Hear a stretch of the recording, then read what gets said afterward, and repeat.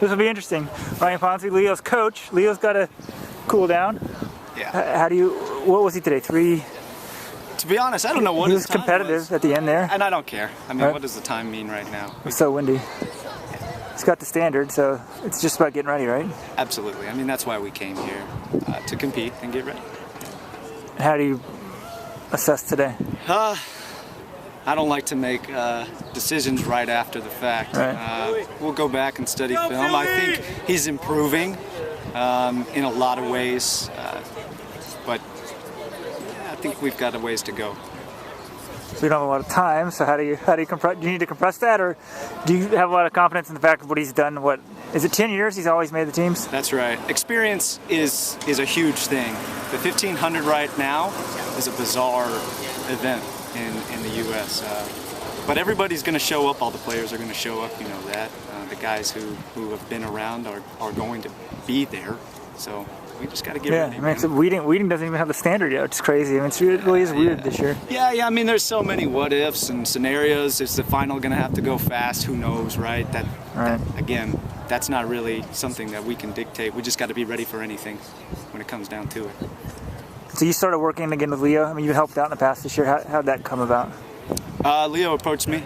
I'm not sure exactly what the story was prior, but he asked me. Obviously, I've worked with Leo to some capacity as a coach since 2007. I know Leo better than anyone as an athlete, so I was more than willing to help. He's a good guy to have. Who else are you coaching? I'm working with Fraser Leguess. He's out of OU, Under Armour. This was his first 15 of the outdoor season.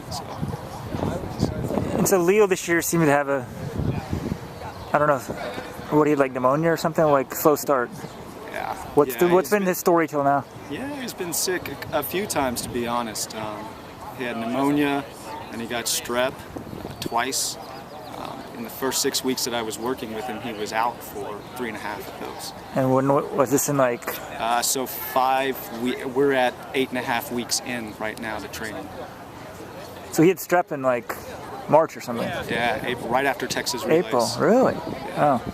So you've been working with him very long at all? I've been working with him since February. Wow. Middle of February, late February, something like that. So, but hey, that's part of it, right? We got to be ready, and there's really nobody that's running lights out right now. I think everybody's facing something right now.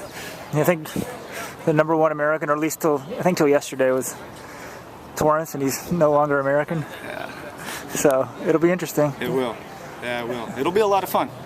I mean, as a coach, can you appreciate the trials? It's like a celebration of track. It's like fans love it. There's so much drama. Oh, you mean am I going there and drinking beer? And, no, and but you can sort of appreciate the beauty of the trials, right? Like, or is it just stressful for you? Well, I think it's a little bit of everything, right? To say that you don't get emotional as a coach at the Olympic trials or the Olympic Games. You got the nice hat going there. Thanks. Where'd you get that? What? Peter, are you reaching for questions? No, it's good. Keep talking. I'm sorry. I don't remember what the original question was, to be honest. Appreciating the beauty of the trials. Yeah, I mean, it's competition, right? That's what we live for. That's why we do this. That's why he does this. I mean, it's, he's always been a gamer. You know that. He's always been a guy who steps up in championships. Yeah, like I expect him to do well. Same thing with Wheating.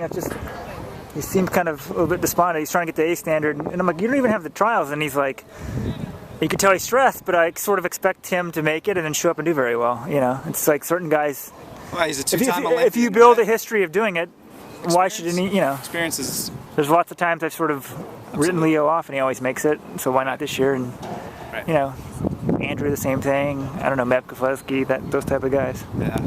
Yeah. I mean, I don't know about them, but I know that we're on track, believe it or not, where we want to be given the circumstances. So.